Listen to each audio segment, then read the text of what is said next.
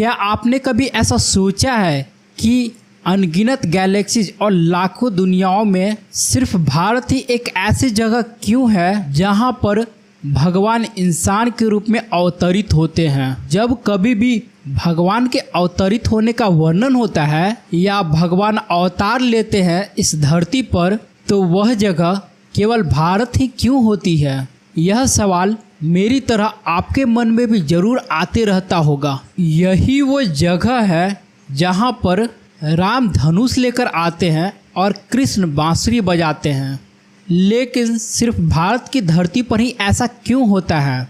आज की इस वीडियो में हम इसी बात पर खुलासा करेंगे। सो हेलो दोस्तों, मेरा नाम है सैम रक्स और आज की इस वीडियो में मैं आप लोगों को बताने वाला हूं व्हाई गॉड टेक्स अवतार इन इंडिया ओनली। हमारे प्राचीन ग्रंथ ये बात बताते हैं कि इस धरती पर 3 दुनियाएं आपस में मिलती है, एटमॉस्फेरिक, सेलेस्टिकल और फिजिकल।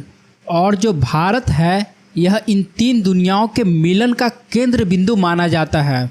यह बिल्कुल किसी इंटर डायमेंशनल पोर्टल की तरह है, आयामों के बीच का एक दरवाज़ा जो केवल और केवल भारत में ही खुलता है। ऐसा होने के पीछे बहुत सारे साइंटिफिक रीजंस भी हैं। विष्णु पुराण के अनुसार भारत एक ऐसी जगह है जहां पर आध्यात्मिक ऊर्जा तुरंत असर करती है। यह बिल्कुल किसी लोहे की रॉड की तरह है जिसकी तरफ बिजली तुरंत ही आकर्षित हो जाती है। ऐसा बताया जाता है कि भारत की धरती के नीचे चट्टानों और क्रिस्टल्स का एक ऐसा अनोखा जाल बिछा हुआ है जिसकी वजह से जो डिवाइन एनर्जी है वो अपने आप यहाँ पर आकर्षित होती है।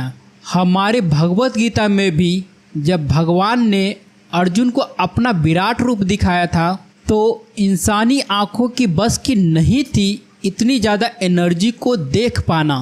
केवल भारत की धरती पर ही इतनी ज़्यादा एनर्जी को संभालना पॉसिबल हो सकता था। दोस्तों, हमारे ग्रंथों के हिसाब से भी कोई भी अवतार तभी अवतरित हो पाते हैं जब सारे जो सूर्यमंडल के ग्रह हैं वो एक खास ग्रह नक्षत्र में होते हैं। सूर्य पुराण, जो कि भारत का सबसे पुराना खगोल विज्ञान का ग्रंथ है, उसके अनुसार भी ऐसे ज़्यादातर संयोग जहां पर सभी ग्रह एक विशेष स्थिति में हो वो ज़्यादातर भारत के ऊपर ही बनते हैं। जब विष्णु भगवान ने भी कृष्ण अवतार लिया था धरती पर, तो धरती एक खास नक्षत्र में थी जिसे पुष्य नक्षत्र कहा जाता है।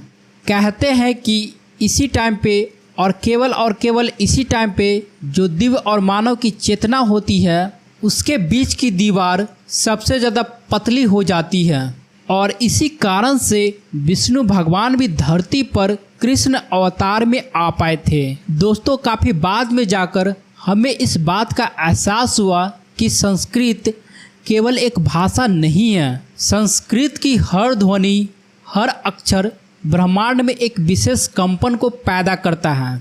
ऐसे 54 मूल संस्कृत की ध्वनियाँ मिलकर एक विशेष कंपन को पैदा करती है जो इस ब्रह्मांड के संरचना में सहायक होता है।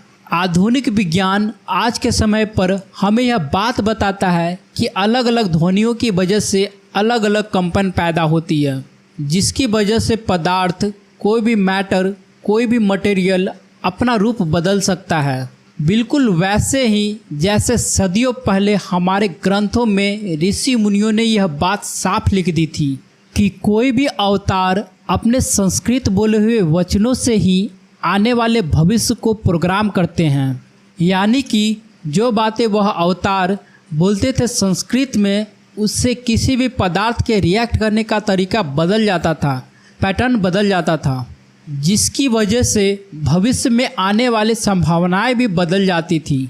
हमारे देश में, भारत में जो भी मंदिर बने हुए थे उन्हें ऐसे ही किसी भी जगह नहीं बना दिया गया था।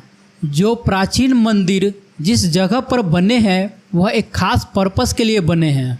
आज के समय में जब हम अंतरिक्ष से उन ग्रहों को देखते हैं और उनका अध्ययन करते हैं तो हमें पता चलता है कि यह सभी मंदिर एक खास तरह के ज्योमेट्रिकल पैटर्न में बने हुए हैं जिससे दिव्य ऊर्जा को एकत्रित करने में काफ़ी ज़्यादा सहायता मिलती है। यह बिल्कुल किसी विशेष तरह के ग्रिड की तरह काम करता है। हमारे देश में हजारों सालों से अलग अलग मंत्रों की चैंटिंग होते आई है।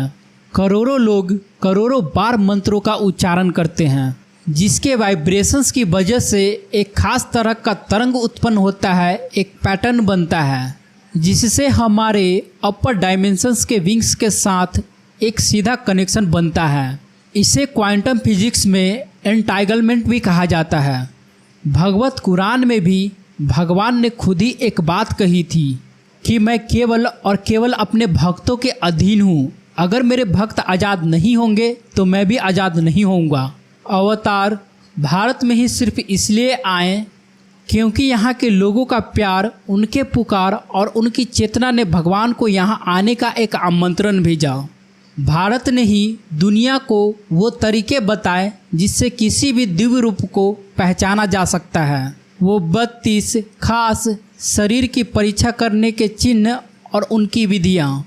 अब जब हम कलयुग की गहराइयों तक जा रहे हैं तो हमारे पुराण यह भी कहते हैं कि अगला जो अवतार भगवान का इस धरती पर आएगा वो भी भारत से ही आएगा, और ये केवल भारत पर ही असर नहीं डालेगा बल्कि इसका प्रभाव पूरे विश्व में पड़ने वाला है। कई सारे विद्वानों का मानना है कि अगला जो अवतार होगा वह एक इंसानी रूप में नहीं होगा, बल्कि हम एक सामूहिक अवतार की ओर बढ़ रहे हैं, जहाँ पर भगवान का अवतार केवल एक इंसान में न आकर कई सारे जागृत आत्माओं में अवतरित होगा। भगवान के अवतार हमारे ग्रंथों के अनुसार केवल भारत में ही किसी पक्षपात की वजह से नहीं आते हैं, बल्कि ऐसा इसलिए होता है क्योंकि भारत ही वह एक ऐसी जगह है इस धरती पर जहाँ पर वह ब्रह्मांडीय संभावनाएं बनती हैं, जिसकी वजह से एक दिव्य डिवाइन एनर्जी इस धरती पर अवतरित हो सके। हर बार जब भी कोई अवतार आता है तो वह हमें यही बात याद दिलाता है कि हम इस संसार में अकेले नहीं हैं, बल्कि एक दिव्य एनर्जी है, एक दिव्य चीज़ है जो हम सबसे बड़ी है, हम सबको देख रही है।